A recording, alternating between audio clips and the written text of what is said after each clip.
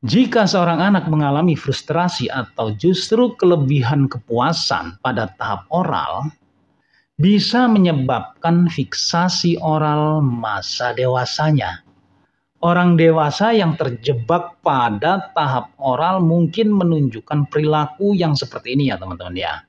Sering mengunyah permen karet, merokok, makan berlebihan, menggigit kuku, atau sering menggigit pensil itu pada anak-anak ya. Terus ketergantungan pada orang lain, nggak bisa mandiri orangnya, cenderung pasif atau mencari kenyamanan secara terus-menerus.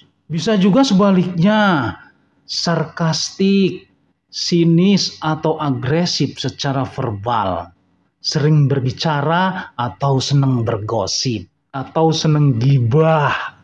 Jadi emak-emak yang senang gibah itu mungkin bisa jadi gagal dalam melewati tahap oral.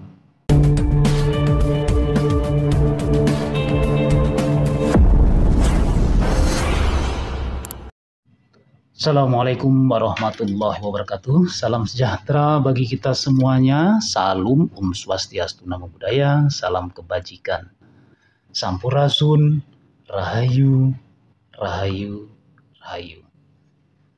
Sahabat Ido TV yang dirahmati Allah, segala puji hanyalah milik Allah Rabbi yang senantiasa melimpahkan nikmat kepada kita. Nikmat yang terpenting adalah nikmat sehat walafiat, sehingga kita masih dapat ketemu lagi di channel ini, insya Allah diberkahi Allah Subhanahu wa Ta'ala. Namun teman-teman, sebelum menyimak video ini sampai selesai, bagi teman-teman yang belum melakukan subscribe, silakan tekan tombol subscribe-nya, tekan tombol loncengnya, pilih untuk semua, di like, berikan tanggapan untuk video ini, selanjutnya kalian share ke teman-teman kalian. Dan saya doakan teman-teman semuanya dalam keadaan sehat walafiat, dimudahkan segala urusannya, dilancarkan rezekinya, dan insya Allah mendapatkan uang tak terduga 100 miliar rupiah. Amin ya robbal alamin. Pada kesempatan kali ini kita kembali lagi mengenai psikologi perkembangan untuk anak-anak kita. Tahap yang pertama itu adalah tahapan oral. Jadi pada kali ini kita akan berfokus pada tahap oral dalam perkembangan anak menurut teori psikoseksual dalam psikologi. Dalam perkembangan anak, tahap oral adalah salah satu tahap dalam teori psikoseksual yang dikemukakan oleh tokoh psikologi yaitu Sigmund Freud.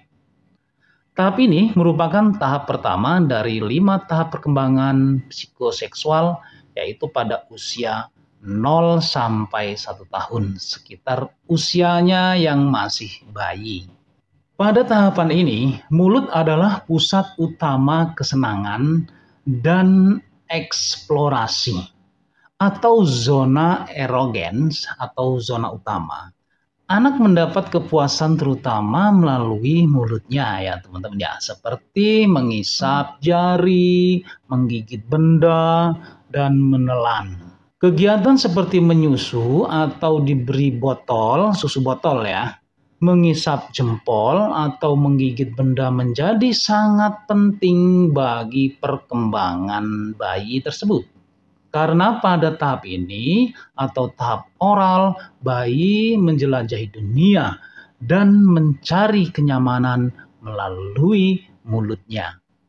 Aktivitas menyusu tidak hanya memenuhi kebutuhan fisiknya saja atau memenuhi rasa laparnya, tetapi juga kebutuhan emosional, yaitu kenyamanan, keamanan, dan kasih sayang. Bayi mengembangkan rasa percaya atau tidak percaya terhadap lingkungan berdasarkan bagaimana kebutuhan oralnya dipenuhi. Tantangan utama dalam tahapan oral ini adalah menyapih bayi dari kebiasaan menyusu. Penyapihan adalah proses penghentian bayi dari menyusu, baik dari ASI-nya langsung ataupun dari botol susu. Momen ini adalah sangat penting dalam tahapan oral karena menandai transisi dari ketergantungan total pada ibu menjadi lebih mandiri. Bila dilakukan dengan cara terlalu cepat atau terlalu lambat, bisa berdampak negatif pada perkembangan kepribadian anak atau fiksasi oral. Sedangkan fiksasi itu adalah kondisi di mana seseorang terjebak pada tahap perkembangan tertentu karena konflik yang tidak terselesaikan. Terus apa yang terjadi bila gagal melewati tahap oral? Jika seorang anak mengalami frustrasi atau justru kelebihan kepuasan pada tahap oral, bisa menyebabkan fiksasi oral masa dewasanya. Orang dewasa yang terjebak pada tahap oral mungkin menunjukkan perilaku yang seperti ini ya teman-teman ya. Sering mengunyah permen karet, merokok, makan berlebihan, menggigit kuku, atau sering menggigit pensil itu pada anak-anak ya.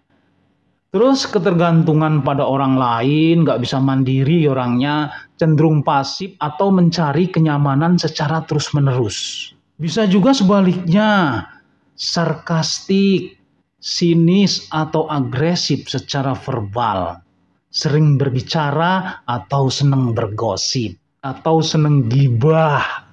Jadi mama yang senang gibah itu mungkin bisa jadi gagal dalam melewati tahap oral. Makna psikologi pada tahap oral ini adalah tahap oral juga berkaitan dengan perkembangan rasa percaya diri pada awal. Hubungan pertama bayi dengan ibunya atau pengasuh utamanya membentuk dasar keamanan emosional dan kelekatan atau attachment. Dapat disimpulkan bahwa tahap oral adalah fase awal perkembangan anak yang sangat penting. Karena disinilah dasar kepercayaan diri, keamanan, dan pola hubungan mulai terbentuk. Pengalaman pada tahap ini berpengaruh besar terhadap kepribadian dan perilaku dewasa pada seseorang. Kadang-kadang jangan heran kalau ada orang yang sudah dewasa tapi perilakunya tidak dewasa. Itu bisa jadi karena kegagalan dalam menghadapi atau melewati masa oral. Penting bagi orang tua untuk memerhatikan perkembangan anaknya, karena apabila anak tidak terpenuhi atau berlebihan dalam memberikan perhatian dalam melewati fase-fasenya, itu akan berpengaruh pada masa dia dewasa nanti. Pengasuh yang terbaik adalah orang tuanya ya teman-teman ya, atau ibunya. Karena apa? Ibunya itu adalah guru yang terbaik buat anak-anaknya. Namun terkadang orang tua itu tidak cukup pengetahuan untuk menjadi guru kepada anak-anaknya. Jadi diperlukan orang lain sebagai guru pendampingnya. Namun untuk utamanya itu adalah orang tuanya atau ibunya dalam mengasuh dan membesarkan anak-anaknya. Jangan sampai anak-anak kalian merasa kekurangan, merasa tidak ada perhatian pada saat nanti dewasa. Itu akan membekas ya teman-teman ya. Perasaan itu akan membekas sampai dewasa nanti. Jangan kaget kalau teman-teman tidak mengurus anaknya, pada saat anak yang besar nanti dia akan menuntut dan mengatakan, ibu atau bapak dulu nggak mengurus saya kok pada saat kecil. Nah, hati-hati ya teman-teman. Jadi sangat penting sekali kita membesarkan anak dengan baik dan benar. Untuk itu para ibu sangat disarankan untuk menempuh pendidikan, menempuh pengetahuan mengenai mengurus atau membesarkan putra-putrinya supaya putra-putrinya menjadi putra-putri harapan kedua orang tuanya dan berguna bagi bangsa kita. Oke teman-teman semuanya, demikianlah yang dapat kami sampaikan. Semoga bermanfaat untuk kita semuanya. Kebenaran itu datangnya hanya dari Allah Subhanahu wa Ta'ala, sedangkan kesalahan merupakan kehilafan diri pribadi saya dalam menyampaikan informasi ini. Untuk itu, mohon maaf atas segala khilafan dan kekurangan. Jangan lupa teman-teman sedekahkan subscribe kalian, semoga menjadi ladang amal jariah buat kalian semuanya. Sampai ketemu lagi dengan saya di video saya selanjutnya. Wallahul muwaffiq ila aqwamit thoriq. Wassalamualaikum warahmatullahi wabarakatuh.